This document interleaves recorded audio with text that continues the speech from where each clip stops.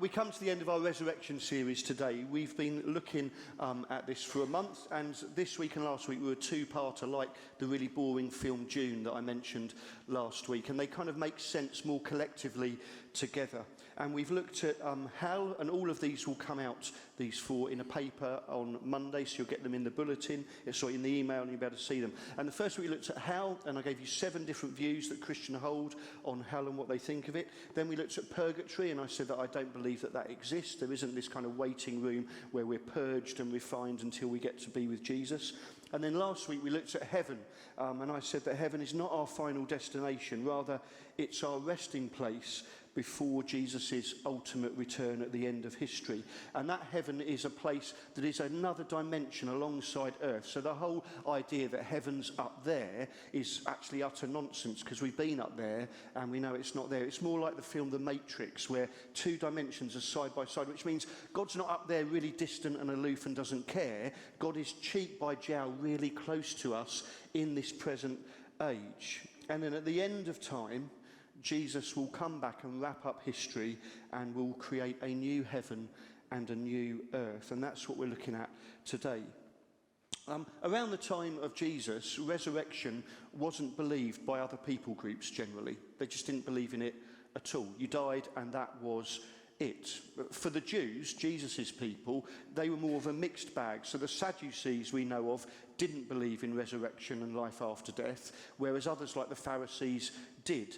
The big thing for them was, we're all going to rise from the dead at the same time at one point in the future. Everyone will. Not individuals, but everyone. And so that's why Jesus' disciples didn't get it when he kept talking about him rising again in the Gospels. Because for them, that just wasn't in their thinking.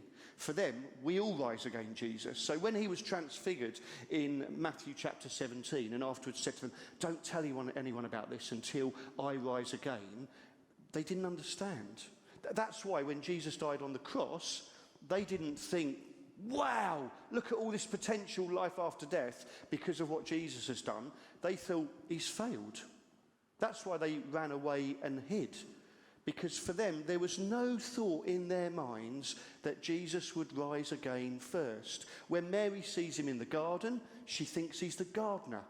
When other disciples see him and tell the others don't believe them. They're thoroughly confused and think they've lost the plot. This was in no one's thinking, apart from the thinking of the mind of God that Jesus would rise first. Jesus broke the mould when he rose again. And he prepares heaven for us as a resting place until he comes back at the end of time, wraps it all up, judges the living and the dead, and then creates the new heaven and the new earth. We often talk, don't we, about life after death. Tom Wright talks about life after death. He says there's this 2-stage process of heaven where we go and wait as spirits with Jesus, and it's not boring. Life after, and then we rise again, and that is life after death. Revelation 21 captures this resurrection moment for us where we have this new heaven and new earth. It says in Revelation 21, then I saw a new heaven and a new earth, for the first heaven and the first earth had passed away, and there was no longer any sea. If you're wondering why do they say there's no longer any sea there, it might be that often in the Bible, sea is a symbol of sin and of evil. So when Jesus walks on water in the Gospels, he's not just doing a neat trick, he's saying, I have power over sin and death. When Moses parts the Red Sea, he's not just parting the sea so they can get through. He's saying the way of us being subjugated, us being prisoners, us being slaves to Egypt, that's done. And that evil has been ripped in two. So that might be why there's no sea in that part. I saw the holy city, the New Jerusalem, coming down out of heaven from God, prepared as a bride beautifully dressed for her husband. And I heard a loud voice from the throne saying, look, God's dwelling place is now among the people, and he will dwell with them. They will be his people, and God himself will be with them and be their God. He will wipe every tear from their eyes. There will be no more death or mourning or crying or pain, for the old order of things has passed away. He who was seated on the throne said, I am making everything new. Then he said, write this down, for these words are trustworthy and true.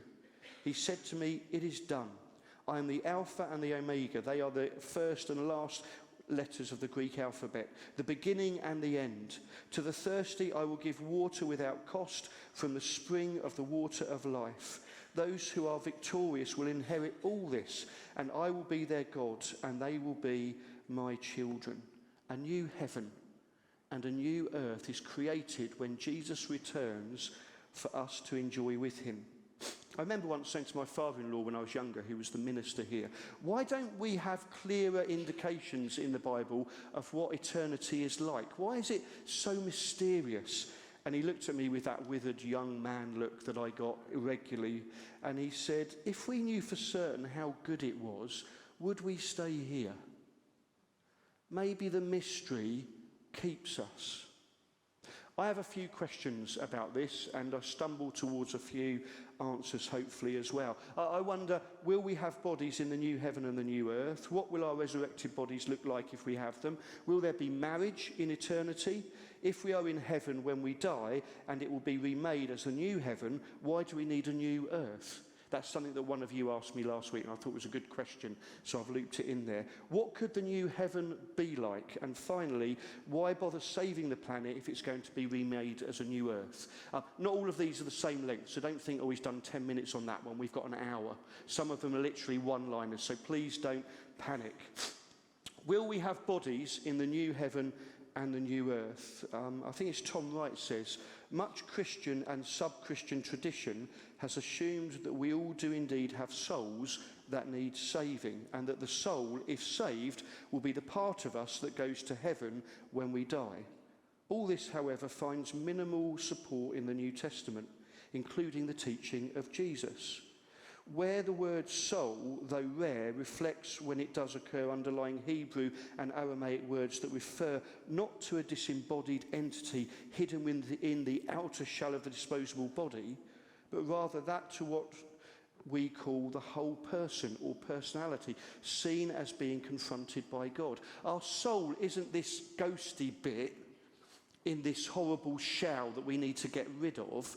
Our soul is the integral person that we are. When we talk about the soul of someone, we talk about the whole person, their personality, their humour, their intellect, the whole of them, not just this bit in us that needs to be saved and then we're okay.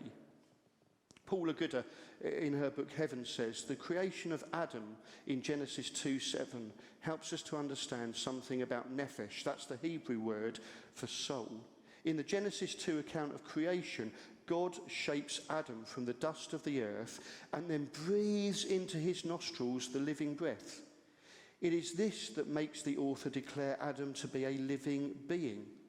The word, the nephesh, life or soul, therefore, is a combination of the breath of God and the body.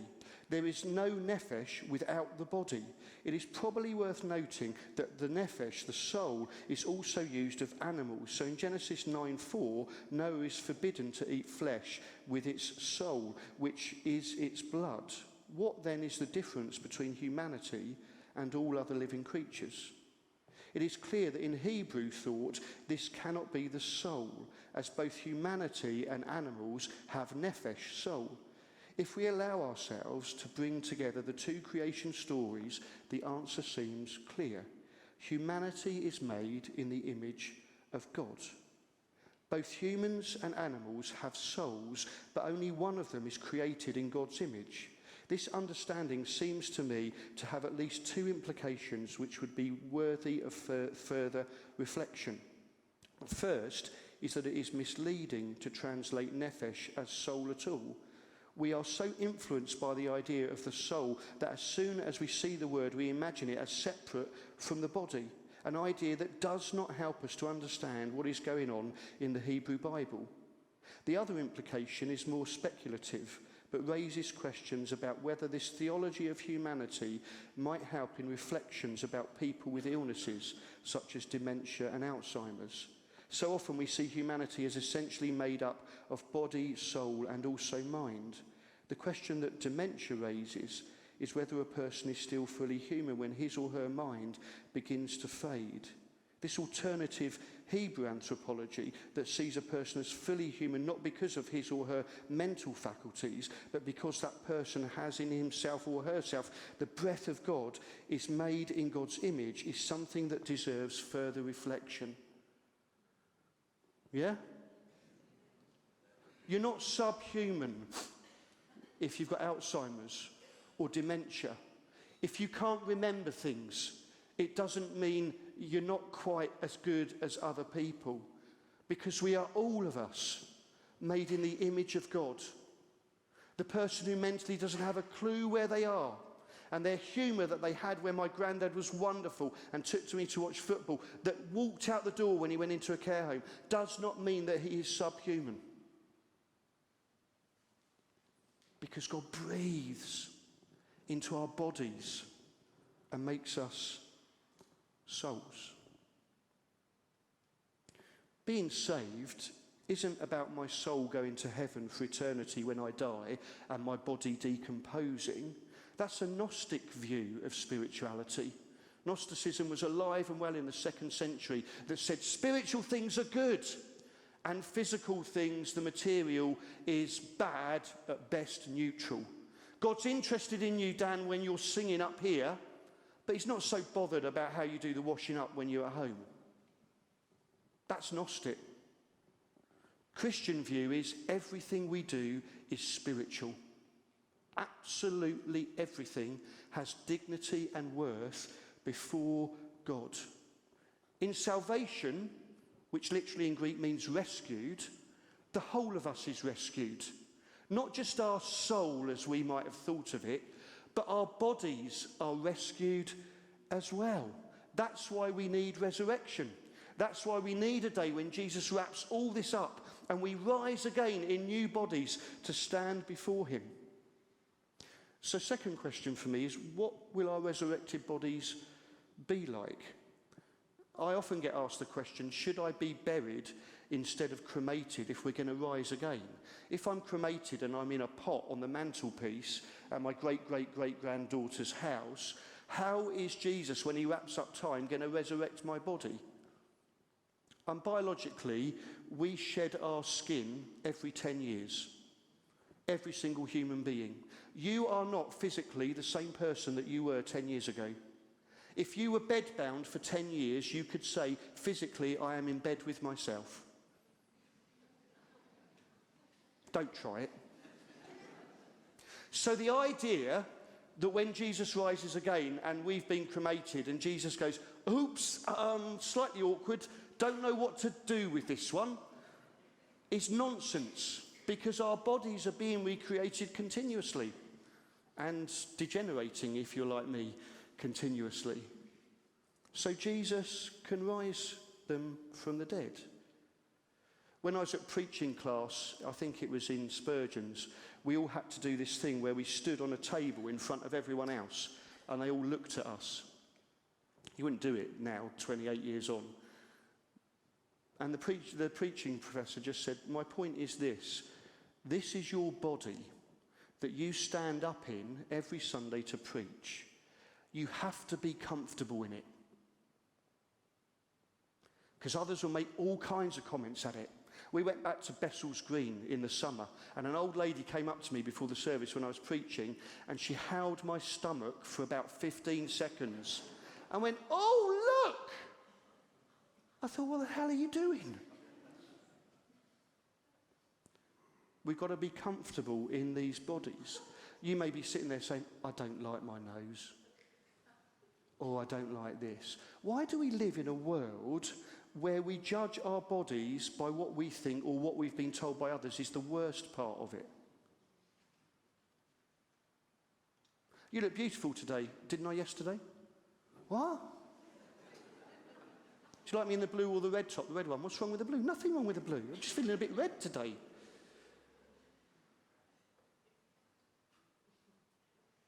We can't judge ourselves by what we think is the worst part of our body. Because we're all getting older, we're all getting crustier, we're all getting more stooped, we're all getting weaker. It's part of life. But God has still breathed into that body. We need to ditch what the culture tells us about do this diet and that diet to get, was it size 0? Is that a size? Yeah? So there's a size where you don't exist, basically. I mean, what nonsense. I was told by someone who's in design that clothes look best on coat hangers. That they do. That's why so many of the models are like coat hangers. I'm not joking, this is true. Because that's where they want them to look good. And so there is a pressure on girls and guys from age whatever to be this certain shape and size. And some of us are, and some of us just aren't. And some of us look after our bodies well, and some of us don't. And that's our thing to sort out with God. But let's not beat ourselves up. My nose is bent. It got broken when I was at school. Someone walked past me with their bag. They're like caravans on their shoulder. It just knocked my nose. I went into RE and 5 minutes later, it just... I've got a wonky nose. I should have got it fixed when I was 18, but I didn't. And I said to my children, the reason is I'm so handsome that God in his wisdom thought I need to just knock one bit out so that women are comfortable hearing him preach. Yeah, that's the reaction I got from my kids as well. So the nose you don't like, the ear that's slightly wonky, the teeth that are slightly crooked. Jesus, when he was hanging on the cross and had the scars, the pain, the blood, the holes in his hands and that, he didn't like those. He didn't like those physical deformities that he had. But when he came back, what was the first thing he showed to the disciples? Look, look, look, look. Because in some way, in his resurrection, Jesus' scars turned from points of pain to visions of victory. I like that line. Points of pain to visions of victory. And when we are risen again in our bodies, whatever they might look like, and they won't look exactly the same, I imagine, we might see those things that were points of pain for us now as visions of victory. Tom Wright says, the present bodily life is not valueless just because it will die. God will raise it to new life. What you do with your body in the present matters because God has a great future in store for it. And Paul Aguda says, it also means that we should be have a different and more healthy view of our bodies. Again, it is easy to assume that our bodies are a temporary irritation that we will leave behind when we live in heaven. So many people dislike their bodies intensely. A belief in embodied resurrection demands that we think again. Our post-resurrection bodies may be very different from the ones we have now. Most attractive of all is that they will be increasingly vibrant and full of energy, but they will still be bodies.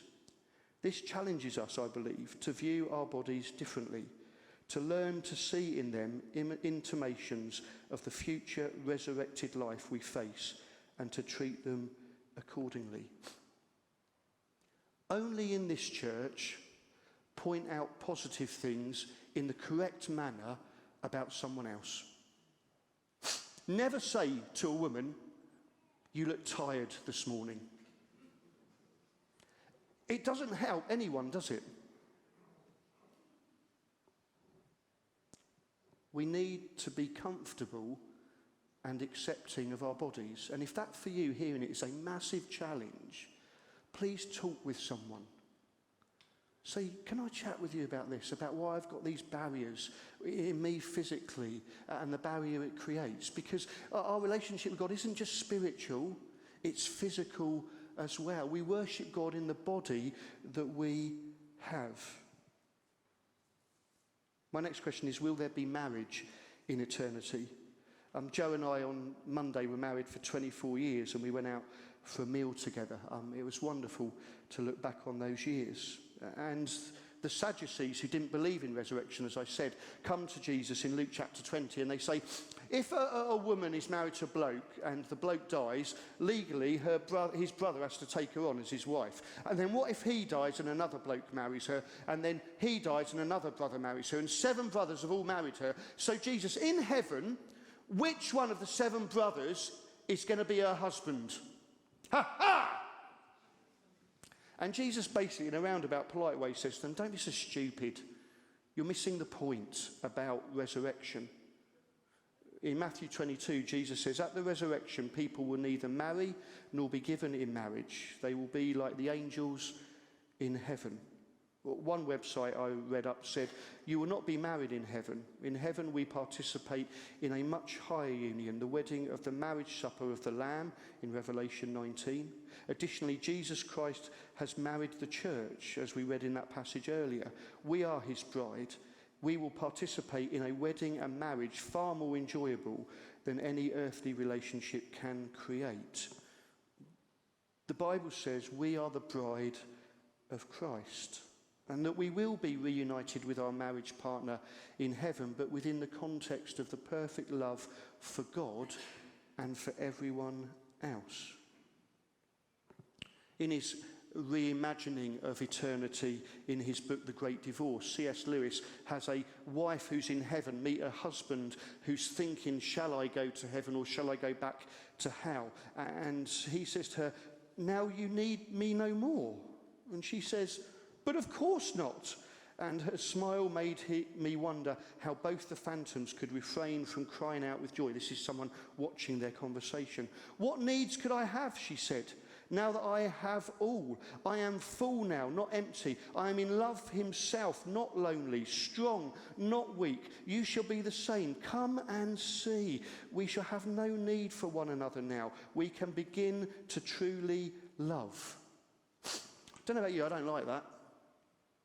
As a married person, I've struggled with this all week about how can I tone it down, how can I sidestep it, how can I find some other biblical angle on it, because I'm married and I can't speak for my wife Jo, but I like it. I adore being with her. And the thought of being in the new heaven and the new earth and her not being my special someone doesn't rock my boat, to be honest. But it's biblical, I think. That when I'm there, I will be so consumed with love for God and for every other human being, although I will know that she was my wife here on earth, that I will be in perfect community. And maybe, just maybe, this is good news for some of us who aren't married. For some of us who are single. And although the church may try and include, we feel slightly on the side because we've not got a family and we've not got a spouse. And the thought of being in heaven, where we won't feel second class in some way because we didn't find that special someone, or our special someone has died and passed on, maybe that will be good news. And maybe if I'm in an abusive and controlling marriage, maybe there's good news here that that abuse and control won't be evident in the new heaven and the new earth. Maybe if I do feel shame about a divorce I've had, I won't feel that in the new heaven and the new earth. So maybe people like me need to take a little step back so that others can take a little step forward and we can stand together in the new heaven and the new earth with Jesus.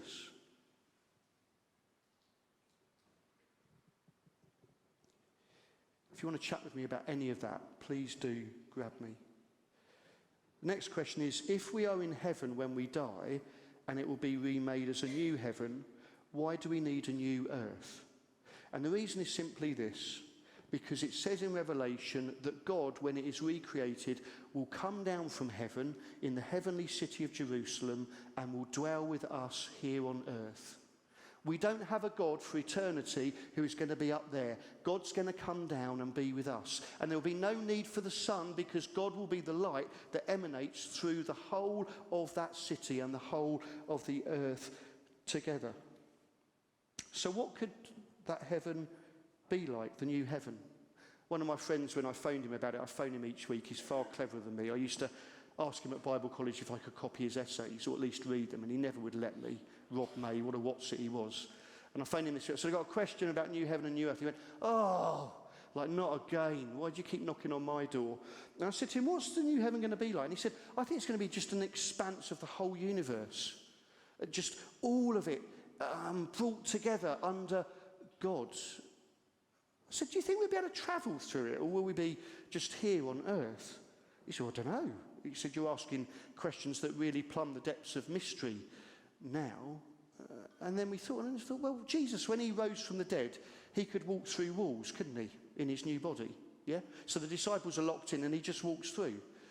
And he could also eat fish, do something physical as well. So it was a real body. And Jesus also is with the two disciples on the road to Emmaus. And then he goes in to eat with them. And when he breaks the bread and they realise it's him, boom, he's gone. So Jesus in his resurrected body has a body that is real, but seems to be able to not be restricted by the confines of time and all of those things that we know now. Why can't we have bodies like that when we're in the new heaven and the new earth? Why can't our bodies with this wonky nose be there at one minute and there at another? I want to go and see the eye of God that is billions of miles away and just stand in it for a bit and think, God, why did you make this? It's incredible. I want to go to the outer reaches and find some of the spaceships from Star Trek that are in their graveyard, no longer needed. Talk to Luke Picard and those kinds of people and say, I got here far quicker than you did. Maybe. And my final question is, why bother saving the planet if it's going to be remade as a new earth that we all live on together?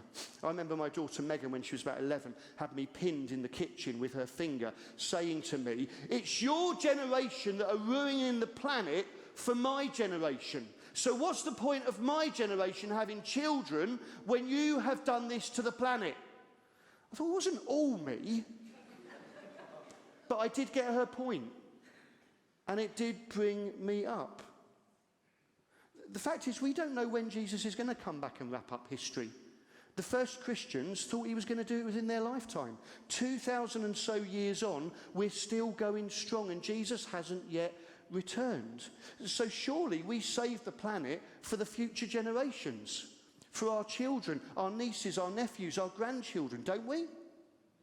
I remember one of the most heartbreaking moments in my ministry at our first church when we were talking about the future of the church in an interactive service, and two old ladies who were lovely sat at the front and one leant across the other and went, we don't have to worry about this, it's not going to affect us.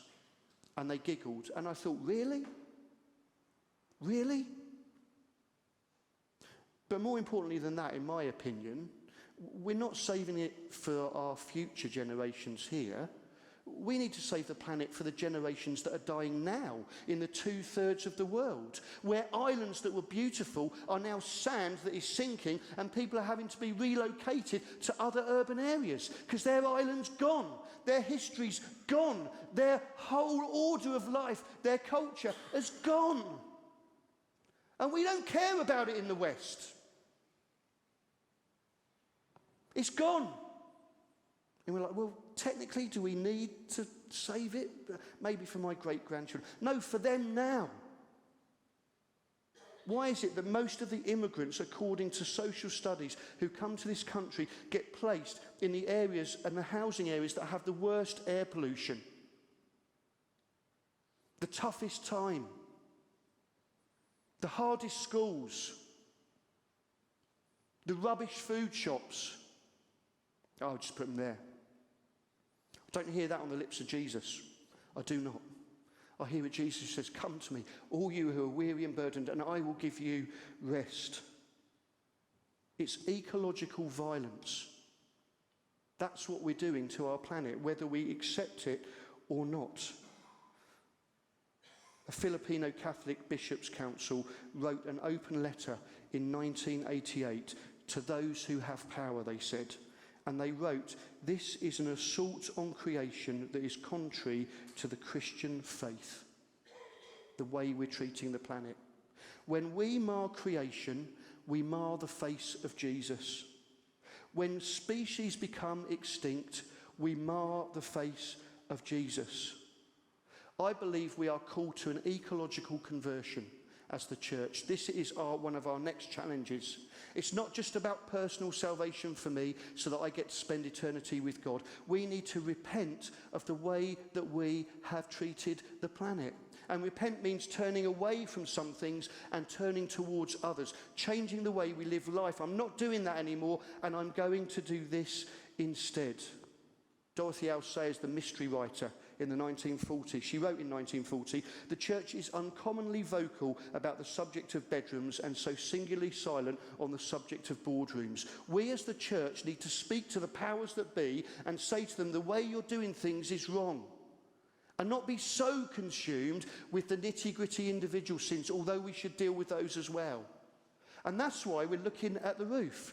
And that's why Gareth, our treasurer, said, let's look for the best possible way next year that we can get something that makes an environmental change.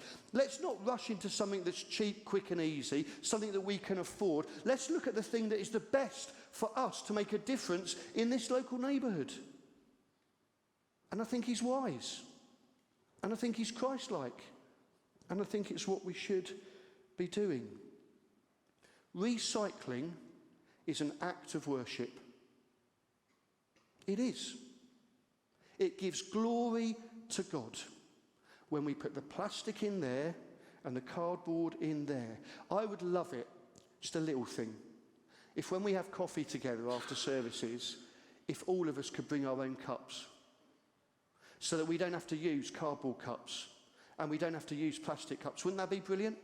That we have some of them on the side for those who are visitors and don't know. Or better than that, we have cups that are on the side. But I'd love it if we all brought cups. It would be a good conversation starter, wouldn't it? Why have you got that cup? Well, I like the film Jaws, so I've bought every cup that's got a shark on it. That's a challenge for all of us. Bring your cup. Make a difference in this world. In 1 Corinthians, Paul says, "Therefore, my dear brothers and sisters, stand firm. Let nothing move you. Always give yourselves fully to the work of the Lord, because you know that your labour in the Lord is not in vain." I'm not going to do the slides now, Andy. I'm not going to do those ones, so you can take them down, mate. That's fine. We work on this planet, and in some way, God will take the good things we do and hold them into the new heaven and the new earth. I've not got a photograph of it. This is just a signpost from Scripture.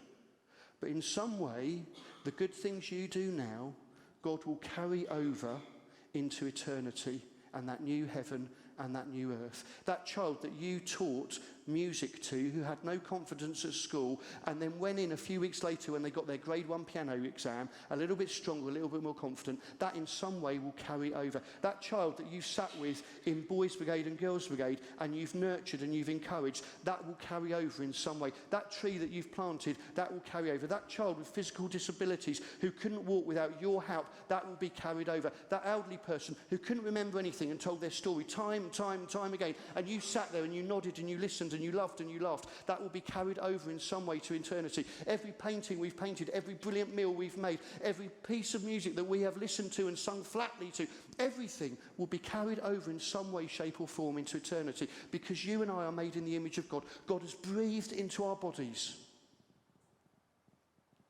and we are eternal beings, and we will be with him once again. One of our family members came to see my mum and my dad, and her face was just bruised and bloodied and marred. And she said to them, I've got a drinking problem, and I fell down the stairs last night. I didn't know what was going on. I need to come and stay with you. Things aren't working out for me at home. So she went and stayed with my mum and dad. And they said, Neil, you need to come and see her. She wants to minister a bit. So I get wheeled out on these occasions.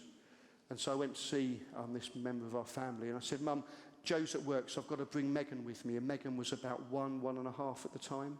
And so we went in there, and I sat down, and this member of my family sat at the other end of the lounge, and Megan was on my lap. And this woman said, I'm so hideous. Look at me. What I look like on the outside just replicates what I'm like on the inside. I'm a complete and utter mess. What am I doing with my life?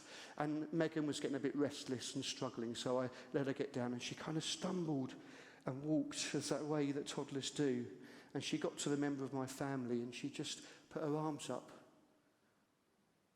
And this lady bent down and picked up Megan and held her on her lap. And Megan touched her face. In eternity, all our sins, all our failings, all our disfigurements will be gone. The good will be carried over, and we will worship God together in harmony and love.